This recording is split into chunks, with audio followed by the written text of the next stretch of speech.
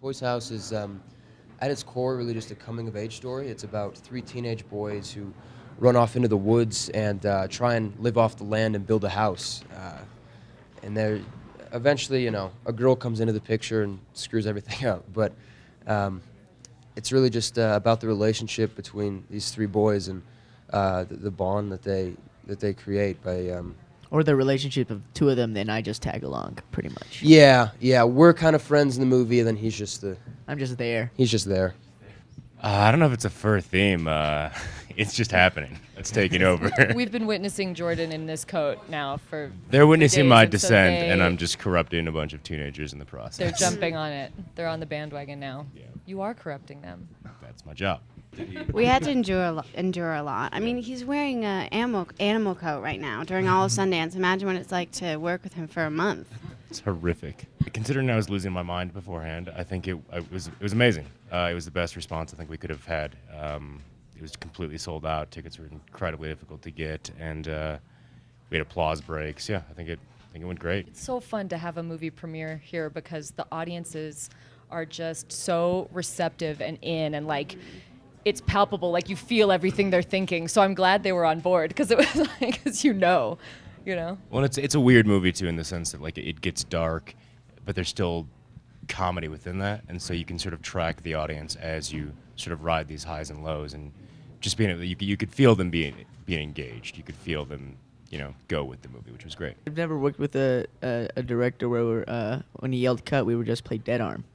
You know what I'm saying? It was very interesting. It was kind of friendship. I guess it's the close in age and all that. And he's a really cool guy. It wasn't hard working with him at all. He knows what he wants. He gets the performance out of you. He makes you think while you act. The famous thing he would tell me is, now do this happy, now do this sad, now do this with profoundly. And my character, you can literally tell him anything because the way he says what he says, it pertains to nothing in the situation at all. The script got sent to me a couple of years ago, and I just fell in love with it immediately. I thought it was such a rare combination. I don't feel like studios are really in the business of making movies like this anymore. You reference Stand By Me, and it sort of has that sort of throwback vibe of something like Stand By Me or those John Hughes movies that are highly relatable but still really, really funny.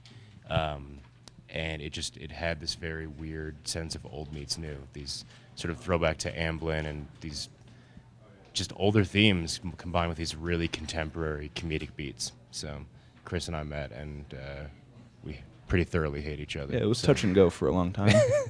No, things are okay now. We're friends. We go into the woods with a bond, and we find out things about each other like they did in Lord of the Flies, Yeah, jealousy rises and all that, and I think it's just taking a lot of concepts from a lot of movies, Goonies and all those old, E.T. E.T., all those old, really dope kids movies that I think are lacking these days. I think this is one that really brings that old school flavor back. Yeah. Actually, Chris Scaletta, the writer, he based a lot of this on his own childhood growing up in Staten Island. I think it's it was inspired by some dudes I just grew up with in high school, and we used to every sort of boy in the suburbs messes around in the forest, but we also used to have the. I don't know if that's true.